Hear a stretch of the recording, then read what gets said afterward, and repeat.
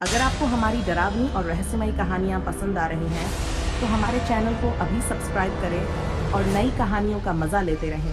गांव के बाहर एक वीरान खेत था, जिसे कोई भी किसान जोतने की हिम्मत नहीं करता था।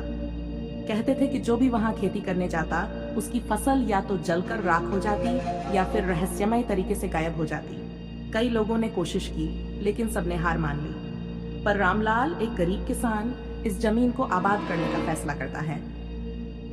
खेत की पहली रात रामलाल ने अपने पुराने बैलों के साथ उस वीरान खेत को जोतना शुरू किया। गांव वालों ने उसे समझाया, ये खेत श्रापित है, यहाँ मत जा, नहीं तो अंजाम बुरा होगा। लेकिन रामलाल ने किसी की न सुनी। उसने बीज बो दिए और संतोष की सांस ली। पर जब अगली सुबह खेत पर पहुंचा, तो उसके पैरों तले जमीन खिसक गई। सारी फसल जलकर राख हो चुकी थी। रामलाल ने सोचा कि शायद किसी की शरारत होगी, लेकिन जब उसने दोबारा बीज बोए, वही घटना दोहराई गई।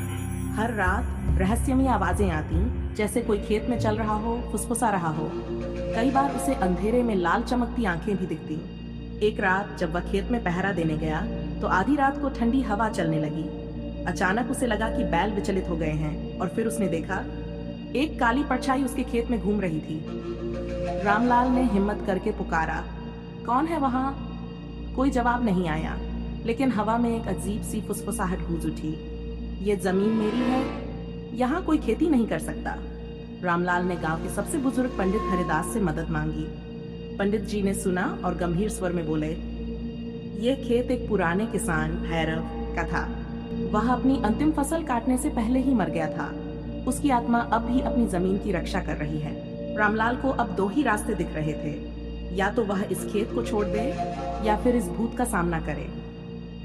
भैरव की आत्मा से सामना रामलाल हिम्मत करके एक रात खेत में दीप जलाए और पुरानी धूप गुगुल जलाने लगा। उसने जोर से कहा, भैरव बाबा, अगर ये खेत आपका है तो बताइए कि आप क्या चाहते हैं। धीरे धीरे कोहरा घना होने लगा और फिर अचानक भैरव की आत्मा प्रकट हुई। उसकी लाल जलती आंखें रामलाल को घूर रही थी। ये खेत मेरे अधूरे काम की गवाही है। जब तक मेरी अंतिम फसल नहीं काटी जाती, मैं चैन से नहीं रह सकता। रामलाल ने वादा किया कि वह उसकी अधूरी फसल उगाएगा और काटेगा। रामलाल ने दोबारा फसल बोई, लेकिन इस बार कोई अनहोनी नहीं हुई। धीरे धीरे खेत हरा भरा हो गया।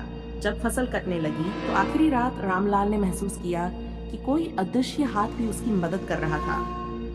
और जैसे ही फसल कटी, एक हल्की सी ठंडी हवा चली और भैरव की आत्मा की परछाई धीरे धीरे हवा में विलीन हो गई। शाप खत्म हो चुका था। उसके बाद से वह खेत कभी भी उजड़ा नहीं और रामलाल की मेहनत रंग लाई। गांव वाले भी हैरान थे कि जिस जमीन को भूतिया कहा जाता था, वहां अब सोना उग रहा था। पर क्या सच में भैरव की आत्मा चली गई थी, या वह आज भी अपनी जमीन पर नजर रखे हुए था?